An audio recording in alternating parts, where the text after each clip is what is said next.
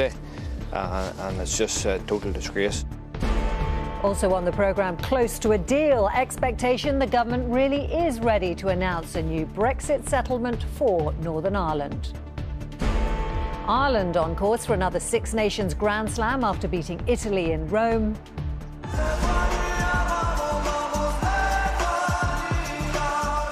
And the Eurovision giveaway, free tickets for thousands of Ukrainians.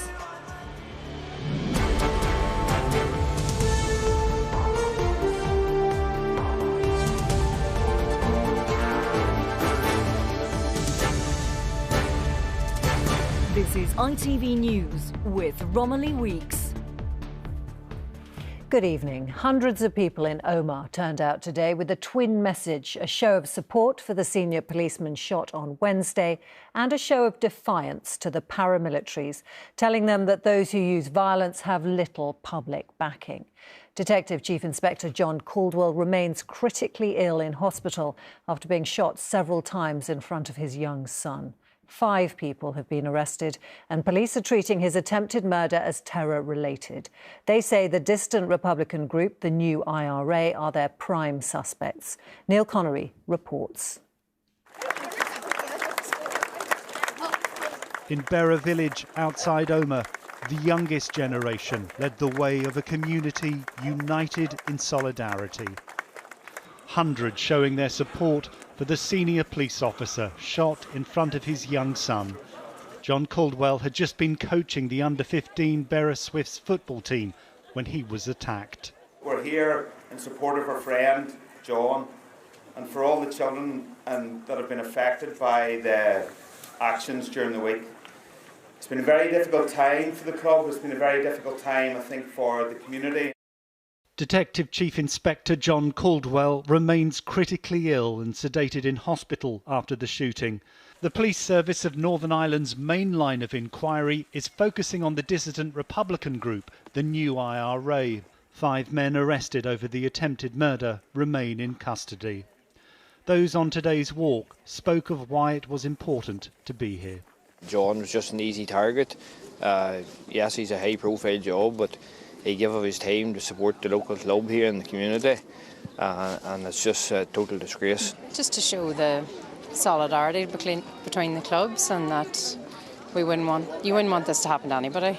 So we're all just here together. Just for support for Berra. There, obviously, our boys were at the scene as well there, and this is just a great gathering and a demonstration of our support for the club. Later, a rally was held outside Omagh's courthouse, organised by trade unions. The placard summing up the reaction to the shooting.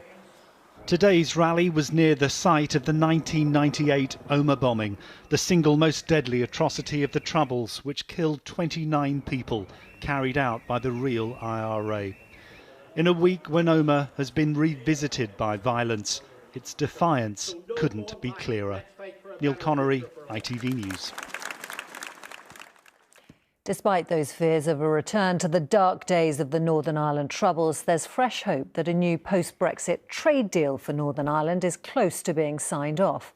Downing Street say negotiations between the UK and the EU have made good progress.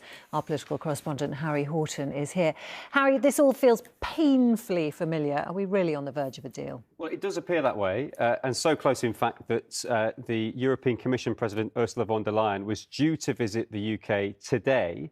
And as part of that visit, she was due to have a meeting with the King. Now, Downing Street insists that meeting wasn't connected to any political talks, and in any event, the visit was cancelled due to operational reasons. Now, Downing Street says that Rishi Sunak is spending the weekend continuing discussions with relevant stakeholders. Today, the Irish Prime Minister, Leo Varadkar, said there is a possibility of an agreement in the next few days.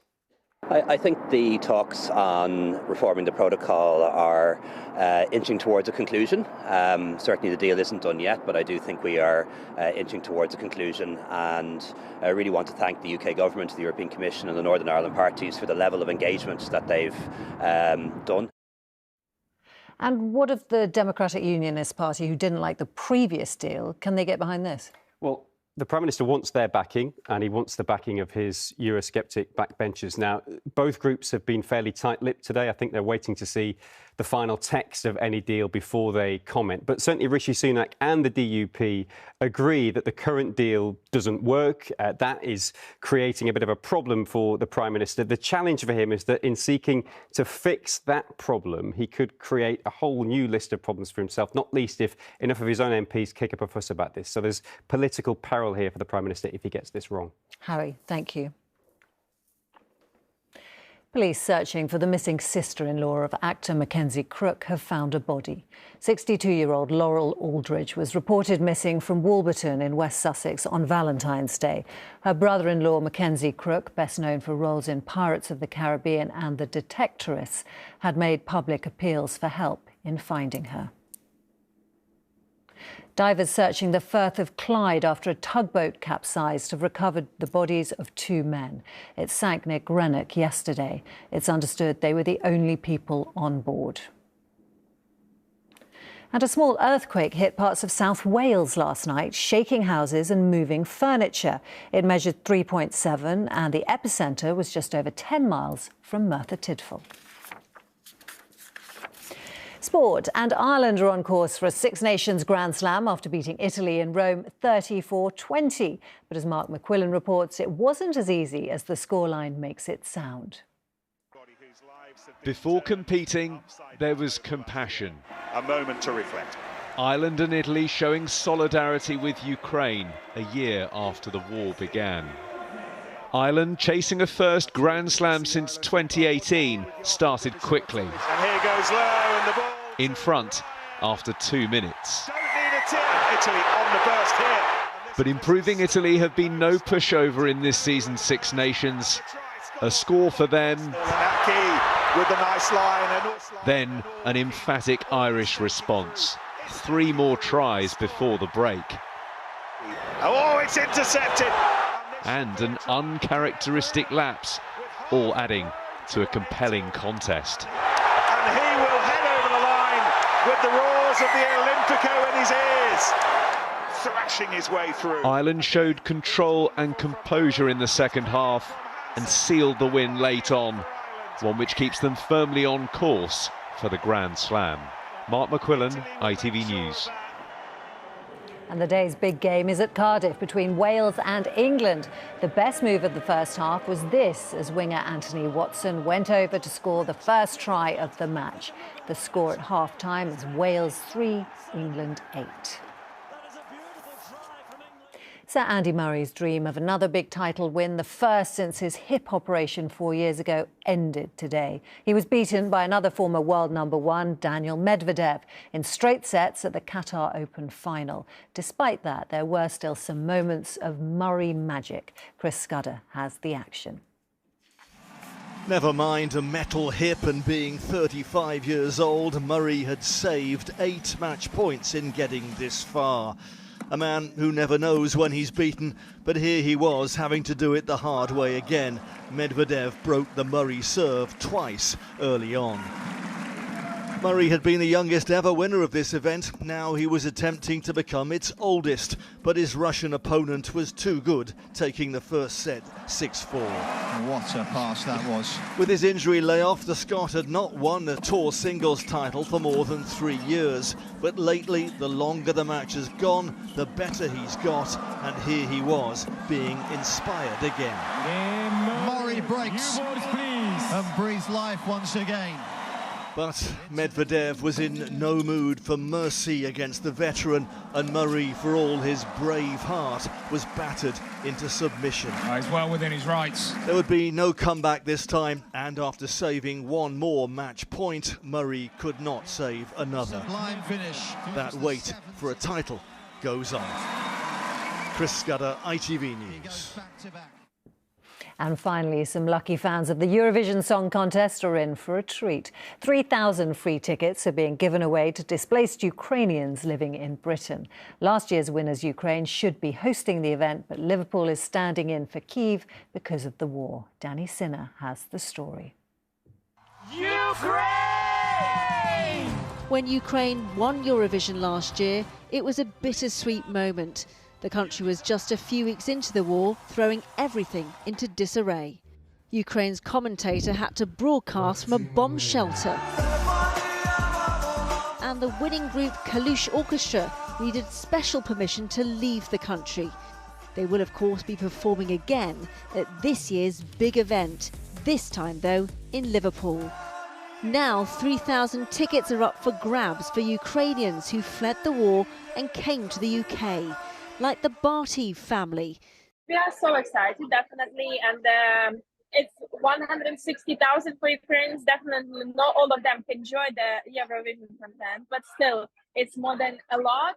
So I think it's going to be a huge event. It's going to be something special. It's not going to be normal. It will be emotional.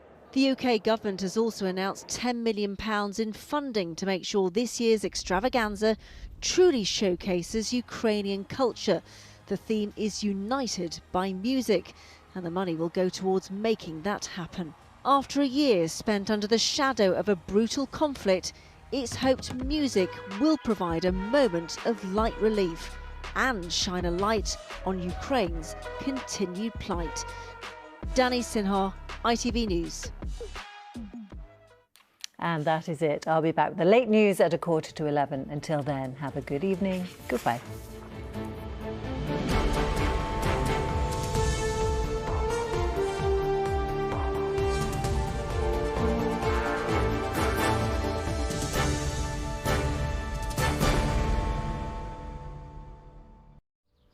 There'll be some light cloud early on today, but by lunchtime it will almost certainly clear. Heinz Seriously Good Mayonnaise sponsors ITV National Weather. Good evening to you. Feeling chilly as the weekend wears on, particularly in those cold winds, little let up, and only limited winter sunshine with a fair amount of cloud cover as we head into Sunday. Clearer skies as the cloud melts away in the next few hours. Just a few hit and miss blustery showers in the east, but these will tend to fade. And temperatures dip under those starry skies once more. Another freezing, frosty night for many of us. The frost most widespread across the north and the west, with the conditions a little calmer here. Just a slight patchy frost further east with the breeze. And into a new day, clear and crisp, but so cold for those up bright and early. And we'll see some lovely sparkling sunshine before we see a little more cloud wafting its way in through the course of the day. Again, a few rogue hit and miss showers in the east, drifting their way into central spots. Otherwise, a dry day. Highs of 9 or 10 degrees, but so much colder with the cloud and the breeze. Heinz Seriously Good Mayonnaise sponsors ITV National Weather.